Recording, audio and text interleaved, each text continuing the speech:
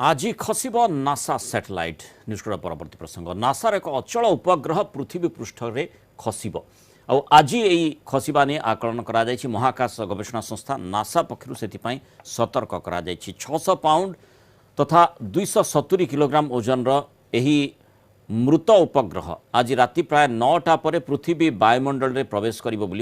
तेरे उपग्रह पृथ्वीर क्यों स्थान में पड़ो ताहा स्पष्ट जनापड़ी भूपृष्ठ में पड़ा पर केते क्षति घटे पारे से नहीं नासा पक्षर स्पष्ट करा जाय नाही अनुमान करा जाउछि जे पृथ्वी पृष्ठ छुईबा बेलकु उपग्रह ग्रहटीर अधिकांश भाग जली जाइथिबो 2002 रे नासा पक्षरु एई सैटेलाइट को प्रेरण करा जायथिला किंतु 2018 पर पर उपग्रहटी अचल हो जाइथिला चलित वर्ष द्वितीय थर पृथ्वी पृष्ठ रे माड़ हेबाकु जाउछि नासार आउ एक उपग्रह गत जनवरी मासरे 2449 केजी ओजन एक उपग्रह पृथ्वी पृष्ठ रे पड़ीथिला तेणु नासार जो अचल सैटेलाइट टी पृथ्वी आड़क अग्रसर होउछि तार प्रभाव प्रकृति में केते दूर पड़ी पारे अधिक आलोचना करबा अवसर प्राप्त इसरो वैज्ञानिक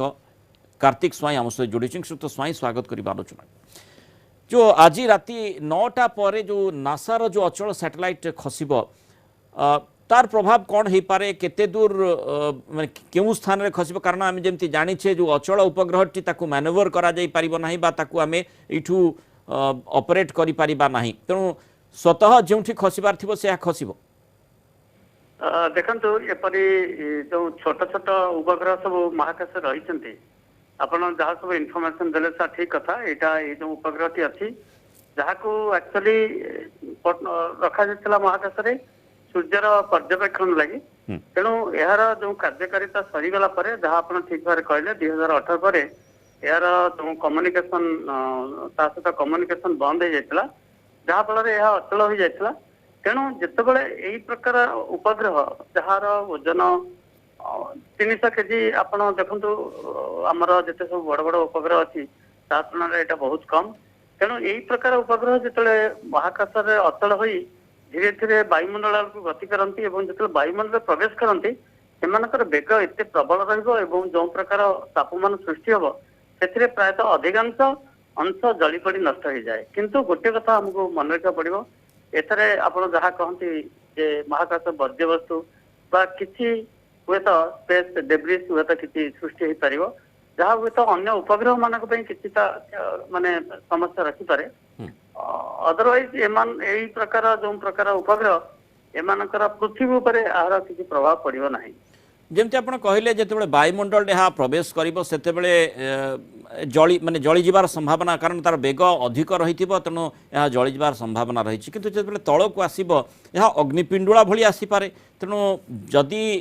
माने पाखापाखि माने पृथ्वी पृष्ठ पाखापाखि आसवा अवस्था पूरा जली नाले किसी भी क्षति घटे पारे निर्दिष्ट जो अंचल पड़ो गोटे अग्निपिंडुला हो गोटे अग्निस्फुलिंग पड़े ता किसी क्षति घटे पारे नहीं यहाँ आप देखो यहाँ एत छोट उपग्रह जार मात्र ओजन मात्र 300 केजी तेणु यहाँ ऊपर वायुमंडल जहाँ कि आम कहीपर कारण आप जानते वायुमंडल माने आमर जो सांद्रता अनुसार 100 किलोमीटर 150 किलोमीटर पर्यटन जो वायुमंडल जो सांद्रता रही तेणु प्रायतः 100 किलोमीटर दूर 50 किलोमीटर दूर यह संपूर्ण रूप जली पड़ी ध्वंस हो तेणु तार पृथ्वी आड़क ताकू देखा संभव हो नहीं किंबा तार कौन से प्रकार प्रभाव पृथ्वी पर पड़ो ना किंतु अन्य उपग्रह को यह केमती प्रभावित करि पारे जो आशंका आपण करूछंती हाँ तार कथा होची कोन कि जेते महाकाश रु यह जेते भीषण बगार गति करूची एवं एथरे जो जली पड़ी अंश होची किछि अंश हुए तो छोट छोट किछि क्षुद्र कणिका काहे कि ना ये जो सब उपग्रह रहंती सेमानकर बेग महाकाश रे अत्यधिक रुहे तेणु इभेन आपण गोटे छोट कणिका भी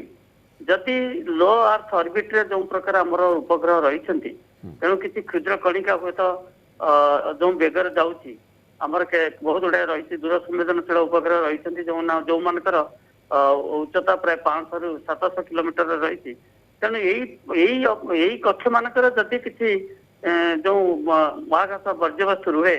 एवं से जाकि कारण दूर संवेदन महाकाश उपग्रह मानक जो प्रकार मिरर यूज करा जाए किंबा जो प्रकार सेंसिटिव पार्ट यूज करा जाए तेणु से सब जदि यही वर्ज्य वस्तु प्रवेश पड़ो ता हुए तो अकामी कर दे पारे तेणु से टी आशंका रही किंतु पृथ्वी पृष्ठ सेते बड़ कौन प्रकार विपद न होगा नहीं आकलन करा बहुत धन्यवाद श्रीयुक्त कार्तिक स्वाई आलोचन आम सहित रही।